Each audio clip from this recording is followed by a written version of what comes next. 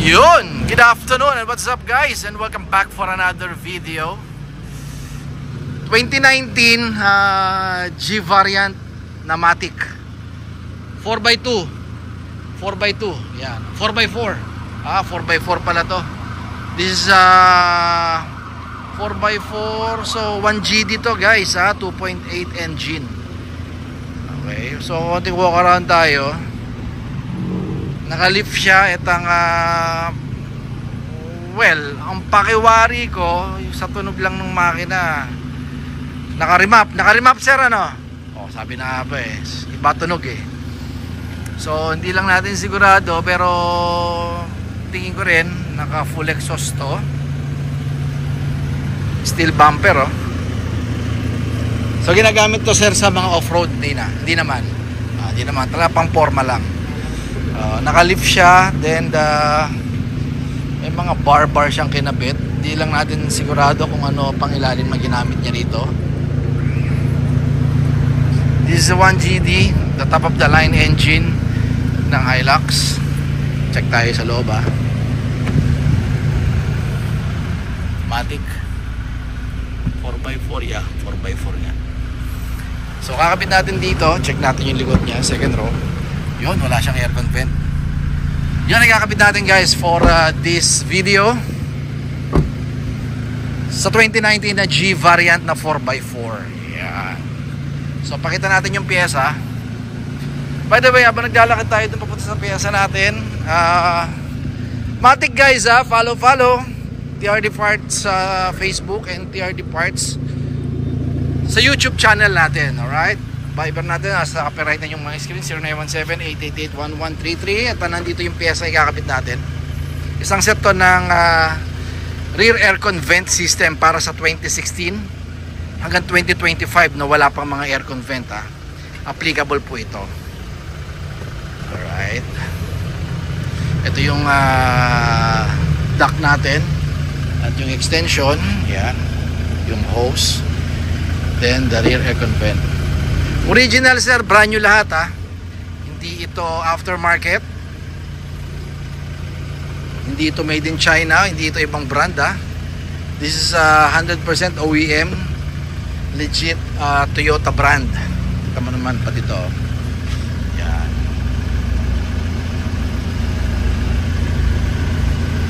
So first, baklas muna tayo. Hintayin lang natin si Anthony para sa mag-i-install. Okay Ales, babalik ako.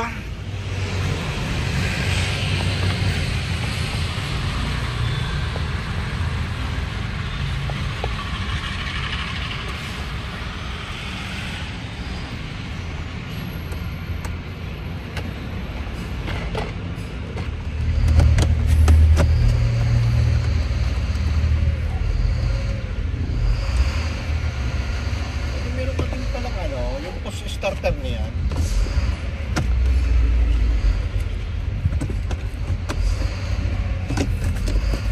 Yun diba? Yan, ito yung tinanggal ni Anthony na cover. So papalitan natin yan syempre ng, diba? Yan ipapalit natin para may butas.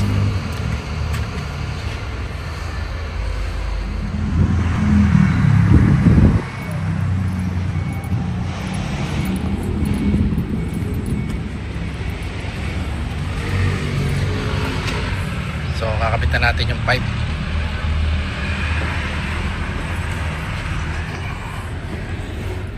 Yan. Yan.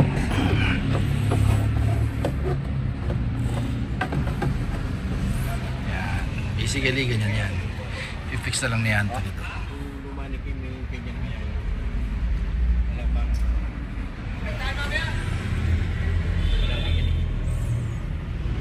So testing muna natin, nailatag na natin yung pipe.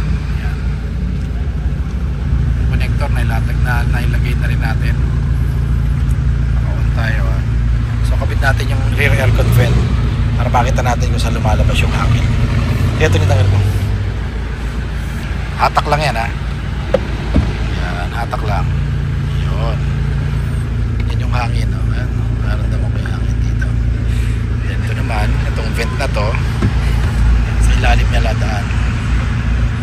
All the way, papunta sa taas, papunta rito.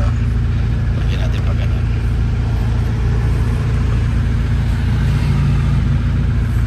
Okay. Sige.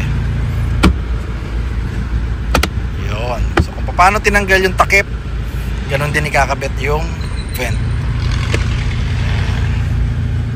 So ikakabit lang ni Anthony yung center panel. Tapos dito na tayo ngayon. Check na natin itong aircon vent o itong kinabit natin na vent dito sa likod. Ano lang to sir ha, basic lang to ha, walang electronic na involved dito ha. So ang kinuha nating hangin dito is nanggaling lahat sa harap. Alright, so ito basic lang to kasi OEM to eh. So original to, on off lang or close open lang yan. Then left right, up down. Yan, basic lang yan. Anyway, huwag ka mag-alala sir. This is original ha. So ang height ko mga 5'10", 5'9" ako. Sasandal ako dito sir, sasandal ko yung ulo ko sa headrest. Titignan ko kung maabot sa akin. Number 1 lang yan sir ha. Number 1. Check ko kung aabot sa ulo ko pag nakasandal ang aking ulo sa headrest. Yan. So far umaabot naman sa mukha ko. Okay, number 1 pa lang yan ha. So sa experience natin at sa feedback ng mga previous na kinabitan natin, hihina ba ang aircon sa harap? Feedback nila sir, hindi naman daw. Parang same pa rin naman.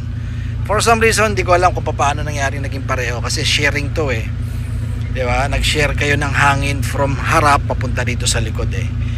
Okay, pero sabi ko nga, okay naman daw, wala naman daw na bago sa harap. Kagandahan lang, nagkaroon ka na ng aircon sa second row. Sige, Tony, kapit mo na. Huwag mo nang patayan. Okay lang yan. Para ma-testing na rin natin to. Okay. So may Hilux ka sir, luma, 2016, 17 hanggang 2023 na walang aircon vent sa likod. Di mo kailangan ibenta at mag-upgrade. Alright? Kasi sa mga 2024 na Conquest at I believe pati yung V variant may aircon vent na rin eh. Pero yung G tsaka yung mga lower pump than G wala pa rin aircon vent sa second row. Okay, so don't worry guys, meron na tayong kit na binebenta or yung set para sa aircon vent. Pwede na natin ikabit sa 2016 hanggang 2024 na mga G variant. Okay, sa Conquest, mga lumang Conquest, pwede na natin ikabit.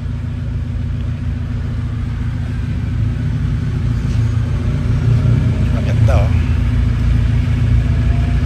So once again, this is a 2019 na 4x4 G variant ah. Yes, G variant na off-road design no. So thank you kay sir na from Makati. Yeah, from Makati si sir. So hindi naman doon yung ginagamit pang off-road yung pang trailing yung Hilux niya. More on city ride lang naman ang biyahe. Follow nyo kami TRD Parts sa Facebook page, yung merong Philippine flag sa dulo, and TRD Parts sa YouTube channel. Alright, Viber natin 0917-888-1133. Once again, Mike TRD na nagsasabi don't settle for anything less. Toyota still the best. Yung presyo pala guys 25,000.